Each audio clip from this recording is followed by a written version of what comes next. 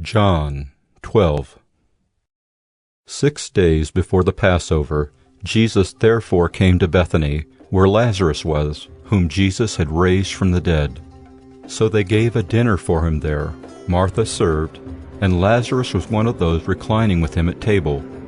Mary therefore took a pound of expensive ointment made from pure nard, and anointed the feet of Jesus, and wiped his feet with her hair. The house was filled with the fragrance of the perfume. But Judas Iscariot, one of his disciples, he who was about to betray him, said, "Why was this ointment not sold for 300 denarii and given to the poor?"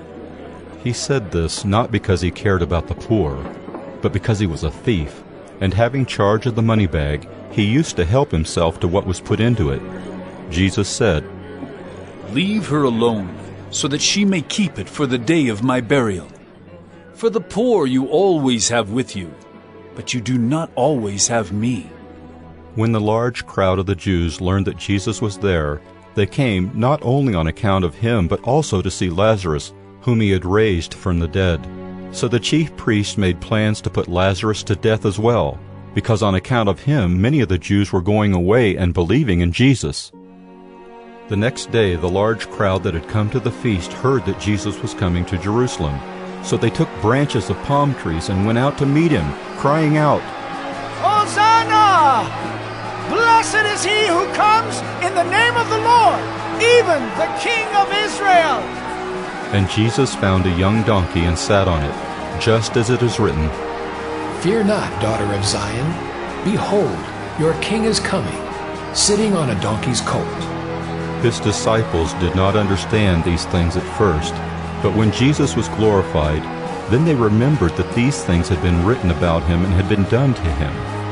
The crowd that had been with him when he called Lazarus out of the tomb and raised him from the dead continued to bear witness.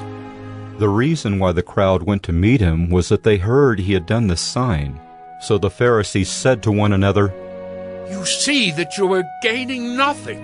Look, the world has gone after him." Now among those who went up to worship at the feast were some Greeks. So these came to Philip, who was from Bethsaida in Galilee, and asked him, "Sir, we wish to see Jesus." Philip went and told Andrew. Andrew and Philip went and told Jesus. And Jesus answered them, "The hour is come for the Son of Man to be glorified. Truly, truly I say to you, unless a grain of wheat falls into the earth and dies, it remains alone. But if it dies, it bears much fruit. Whoever loves his life loses it, and whoever hates his life in this world will keep it for eternal life. If anyone serves me, he must follow me, and where I am, there will my servant be also. If anyone serves me, the Father will honor him. Now is my soul troubled, and what shall I say? Father, save me from this hour? But for this purpose I have come to this hour. Father, glorify your name." Then a voice came from heaven, "I have glorified it, and I will glorify it again." The crowd that stood there and heard it said that it had thundered. Others said, "An angel has spoken to him." Jesus answered, This voice has come for your sake, not mine. Now is the judgment of this world. Now will the ruler of this world be cast out. And I, when I am lifted up from the earth, will draw all people to myself." He said this to show by what kind of death he was going to die. So the crowd answered him, "We have heard from the law that the Christ remains forever. How can you say that the Son of Man must be lifted up? Who is this Son of Man?" So Jesus said to them, The light is among you for a little while longer. Walk while you have the light, lest darkness overtake you. The one who walks in the darkness does not know where he is going.